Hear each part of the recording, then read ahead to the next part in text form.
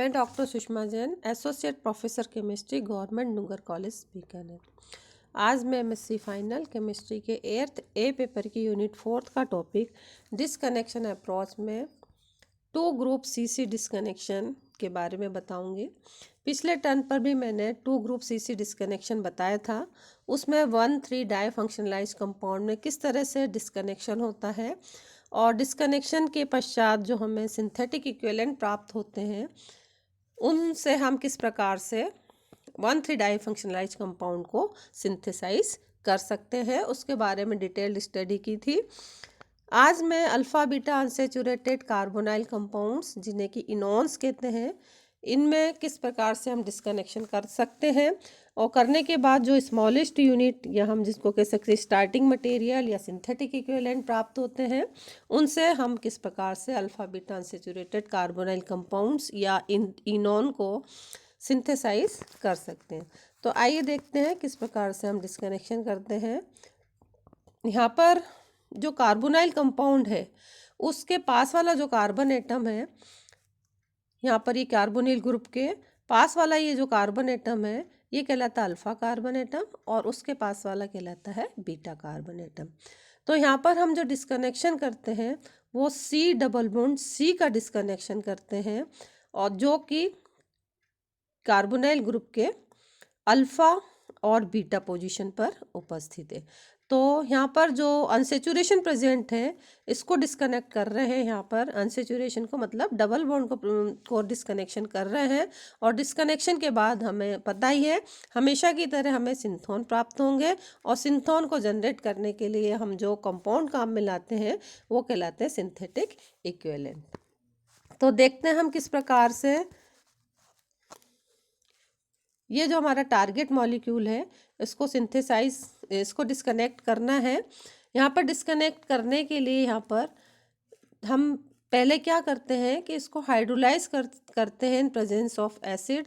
तो हाइड्रोलाइज करने पर क्या होगा कि ये जो बॉन्ड है वो इस तरफ शिफ्ट होगा, तो ये यहाँ पर हो जाएगा प्लस और यहाँ पर आ जाएगा माइनस।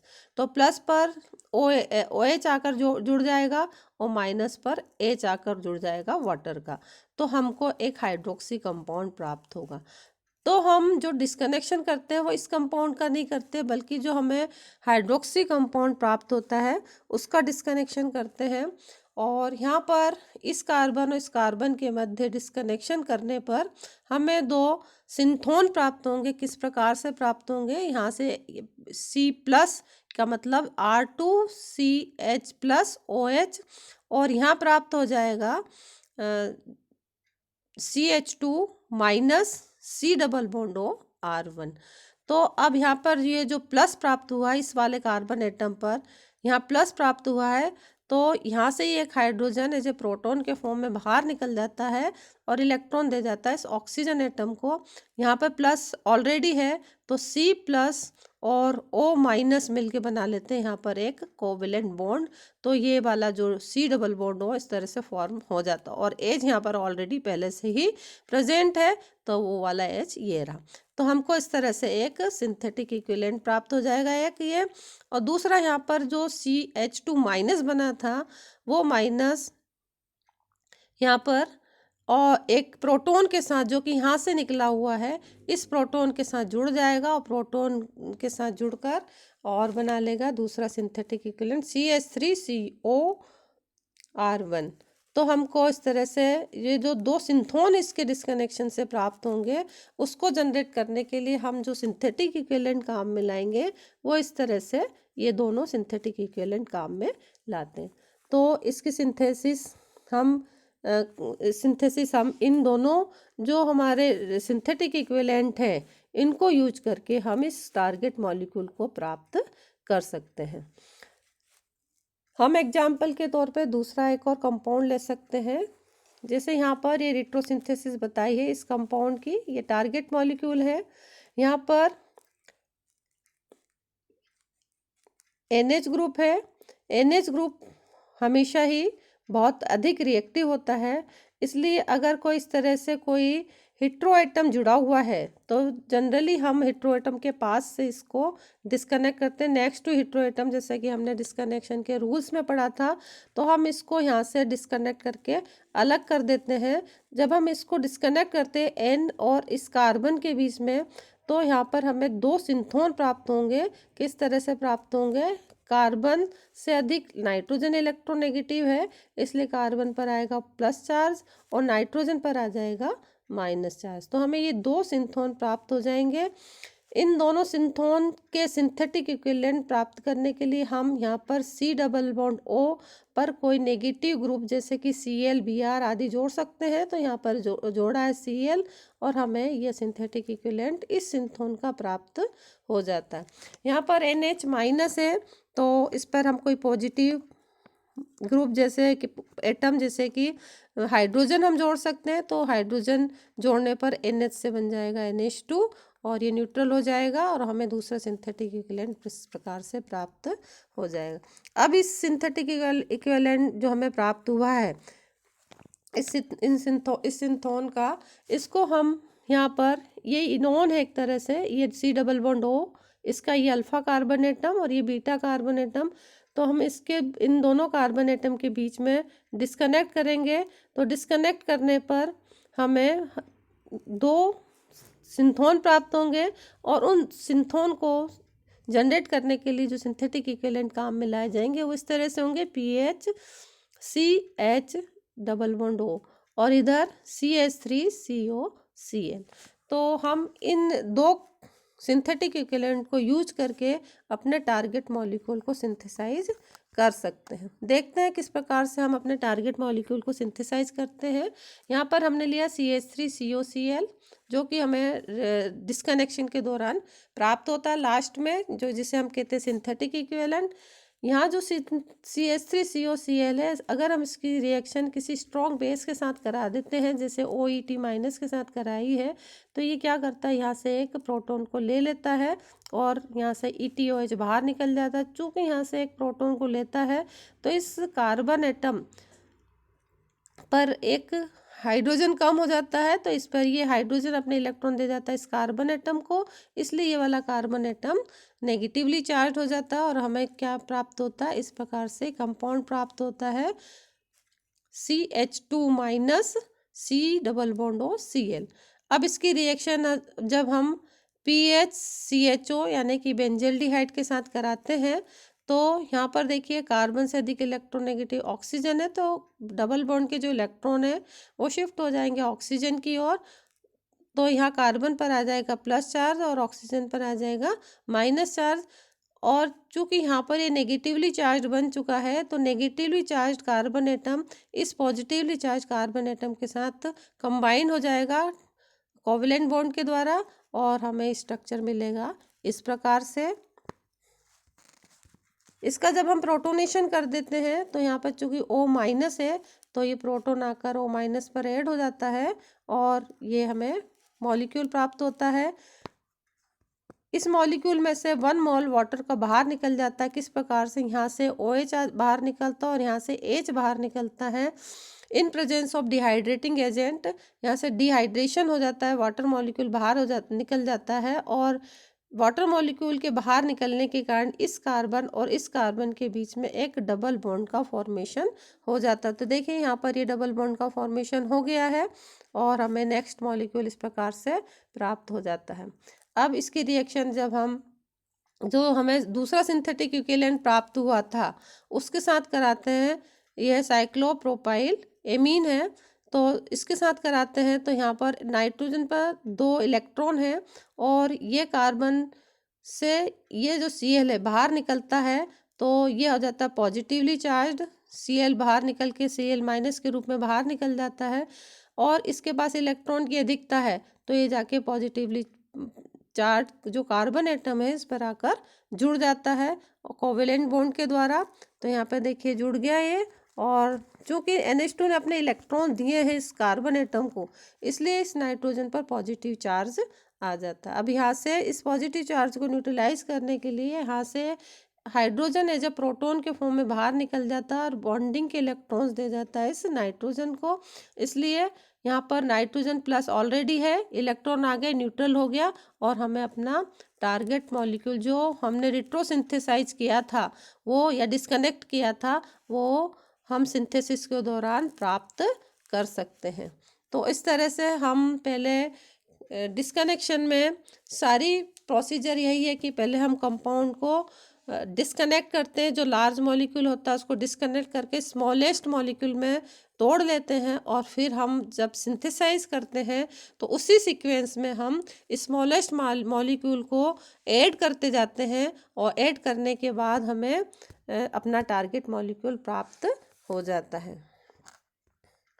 हम इसको दूसरे एग्जाम्पल्स के द्वारा भी समझ सकते हैं। ये भी एक इनोन है, यहाँ पर ये देखिए ये कार्बोनाइल ग्रुप है और इसके अल्फा पोजीशन और बीटा पोजीशन वाले जो कार्बन एटम है इसके बीच में ये डबल बॉन्ड उपस्थित है। तो इस टारगेट मॉलिक्यूल को डिस्कनेक्ट करने के पहले हम क्या करते हैं, यहाँ पर ये जो डबल बॉन्ड है इसको ट्रिपल बॉन्ड में कन्वर्ट कर लेते हैं थ्रू एफजीआई के द्वारा। एफजीआई के द्वारा क्या होता है कि ये जो डबल बॉन्ड है वो ट्रिपल बॉन्ड में कन्वर्ट होता है। यहाँ पर हम लिखते हैं एफजीआई रिडक्शन, लेकिन वास्तविकता में होता उल्टा है कि इसको रिड्यूस करेंगे ट्रिपल बॉन्ड को तब यहाँ पर डबल बॉन्ड प्राप्त होता है। जब हम सिंथेसाइज करेंगे तब ये वाली प्रोसीजर इस डायरेक्शन में इधर आएगी, लेकिन डिस्कनेक्शन के दौरान हम इसको लिखते हैं इस डायरेक्शन में ही है एफजीआई रिडक्शन। और जब हम एफजीआई कर लेते हैं ना, हम इसकी जगह पर एफजीआई करने का मतलब है हम इस मॉलिक्यूल को डिस्कनेक्ट ना करके इसका जो नेक्स्ट जो दूसरा मॉलिक्यूल है जिसके रिडक्शन से हमें ये टारगेट मॉलिक्यूल प्राप्त हो सकता है उस मॉलिक्यूल को हम डिस्कनेक्ट करते हैं। यहाँ पर हमने इसको डिस्कनेक्ट किया तो यहाँ पर ये जो ट्रिपल बॉन्ड है इसके कारण यहाँ पर ये वाला कार्बन एटम की नेगेटिविटी अधिक होगी तो इस पे आ जाएगा माइनस चार्ज और इस पर आएगा प्लस चार्ज। देखिए यहाँ पर ये प्लस बन गया और यहाँ पर ये माइनस बन गया, तो हमको दो सिंथोन प्राप्त हो गए। इस प्रकार से इनको जनरेट करने के लिए इस प्लस पार्ट पर हम कोई नेगेटिव एटम लगा देते हैं, नेगेटिव ग्रुप लगा सकते हैं ClBr। तो यहाँ पर मैंने Cl लगाया है। Cl लगा के इस सिंथोन को हमने सिंथेटिक इक्विवेलेंट में कन्वर्ट कर लिया और यहाँ पर चूँकि माइनस है तो यहाँ पर हम कोई प्रोटॉन ऐड कर सकते हैं, तो यहाँ पर प्रोटॉन ऐड कर लिया और हमें ये सिंथेटिक इक्विवेलेंट प्राप्त हो गया। अब यहाँ पर ये जो हमें मॉलिक्यूल प्राप्त हुआ है ये इनोन है एक तरह से। यहाँ पर ये देखिए C double bond O group है, इसके अल्फा पोजीशन और बीटा पोजीशन वाले जो कार्बन एटम है उनके बीच में डबल बॉन्ड उपस्थित है। तो अब हम इसको जब डिस्कनेक्ट करेंगे तो डिस्कनेक्शन के बाद हमें क्या प्राप्त होगा, इस प्रकार से यहाँ पर डिस्कनेक्शन करेंगे इस पोजीशन पे क्योंकि ये नॉन हो गया, तो यहाँ पर डिस्कनेक्शन करने पर हमें ये कंपाउंड प्राप्त होगा। अब हमें इस कंपाउंड को फर्दर डिस्कनेक्ट करना है तो हम क्या करते हैं, इसको यहाँ पर इस कंपाउंड को इसको सिंप्लीफाइड समझाने के लिए मैंने इसको इस तरह से लिख दिया है। ये वाला जो कंपाउंड है वो यही कंपाउंड सेम है और हम इसको डिस्कनेक्ट नहीं करते हैं, या ये कह सकते हैं हम इसको डिस्कनेक्ट नहीं करेंगे बल्कि हम इसका जो हाइड्रोक्सी कंपाउंड है उसको डिस्कनेक्ट करेंगे। तो देखिए यहाँ पर इस कंपाउंड का ये वाला फॉर्म लिखा है और इसका एफजीआई यूज करके हम इसका ये हाइड्रोक्सी कंपाउंड बना लेते हैं और इस हाइड्रोक्सी कंपाउंड को हम डिस्कनेक्ट करते हैं। तो यहाँ पर जब हम डिस्कनेक्ट करेंगे तो हमें दो पार्ट मिलेंगे, यहाँ पर पॉजिटिव पार्ट और इस वाले कार्बन एटम पर नेगेटिव पार्ट। तो पॉजिटिव पार्ट ये यहाँ पर मिल गया, यहाँ पर ये पॉजिटिव पार्ट और यहाँ पर ये मिल गया माइनस C डबल बॉन्ड और CH2 Cl। अब ये CH3 और ये CH2 प्लस OH है, यहाँ से एक H बाहर निकल जाएगा प्रोटॉन के फॉर्म में और यहाँ पर इलेक्ट्रॉन दे जाएगा इस ऑक्सीजन एटम को, इस ऑक्सीजन और इस कार्बन के बीच में बॉन्ड का फॉर्मेशन हो जाएगा, बन जाएगा CH3 CH double bond O। तो यहाँ पर हमको एल्डिहाइड मिल जाएगा और ये क्लोरो कंपाउंड मिल जाएगा। यानी कि इस जो हमने टारगेट मॉलिक्यूल को डिस्कनेक्ट किया था, डिस्कनेक्ट करने के पश्चात हमको जो स्मॉलेस्ट यूनिट प्राप्त हुई है वो ये प्राप्त हुई है। अब इसी से स्टार्ट करके हम अपने टारगेट मॉलिक्यूल को सिंथेसाइज कर सकते हैं। देखते हैं किस तरह से अपने टारगेट मॉलिक्यूल को हम सिंथेसाइज करते हैं। यहाँ पर हमने जो लोएस्ट हमको मिला था ये मिला है। यहाँ पर देखिए ये CH3 C double bond O CH2 CH2 Cl, इसी को हमने स्टार्टिंग मटेरियल में लिया है। ये रहा स्टार्टिंग मटेरियल में।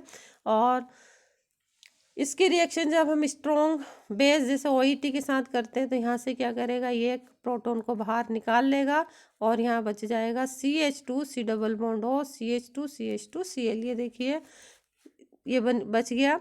अब यहाँ पर हम इसकी reaction CH3 C double bond O H यानी CH3 CHO के साथ कराएंगे, जो कि हमें यहाँ पर देखिए यहाँ पर मिला था रिट्रोसिंथेसिस के दौरान यहाँ पर प्राप्त हुआ था, ये प्राप्त हुआ है। तो हम जब इसकी रिएक्शन CH3 CHO के साथ कराते हैं तो कार्बन से अधिक इलेक्ट्रोनेगेटिव ऑक्सीजन है, तो इस कार्बन पर पॉजिटिव चार्ज आ जाएगा और इस पर ऑक्सीजन पर नेगेटिव चार्ज आ जाएगा। यहाँ के पॉजिटिव चार्ज वाले कार्बन एटम पर ये negatively charge carbon atom covalent bond के द्वारा जुड़ जाएगा और साथ ही ये जो O- हुआ था इसका प्रोटोनेशन हो जाएगा, तो हमें एक कंपाउंड प्राप्त हो जाएगा। नेक्स्ट जो मॉलिक्यूल प्राप्त हो जाएगा वो कुछ इस तरह से प्राप्त होगा। इसको जब हम ऑक्सीडाइज करेंगे तो यहाँ पर जो हाइड्रोक्सी कंपाउंड है वो कार्बोनाइल कंपाउंड में चेंज हो जाएगा ऑक्सीडेशन के दौरान। और हम इस कंपाउंड को इस तरह से भी लिख सकते हैं। यहाँ पर देखिए अब हम इसकी रिएक्शन जब स्ट्रॉन्ग बेस के साथ करते तो ये यहाँ से एक प्रोटॉन को बाहर निकाल लेता है और प्रोटॉन को बाहर निकालने के कारण यहाँ पर नेगेटिव चार्ज क्रिएट हो जाता है।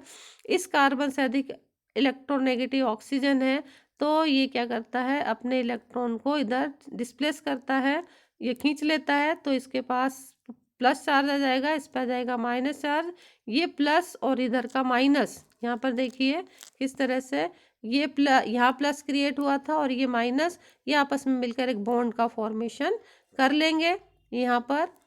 और इन प्रेजेंस ऑफ प्रोटॉन ये जो O- बना था वो OH में बदल जाएगा, O- में H आकर ऐड हो जाएगा और हमें नेक्स्ट मॉलिक्यूल इस तरह से मिलेगा। इस कार्बन और इस कार्बन के बीच में बॉन्ड का फॉर्मेशन हो गया, वो यह है, ये वाला ये कार्बन है और ये कार्बन है जिसके बीच में बॉन्ड का कोवेलेंट बॉन्ड का फॉर्मेशन हुआ है। अब यहाँ पर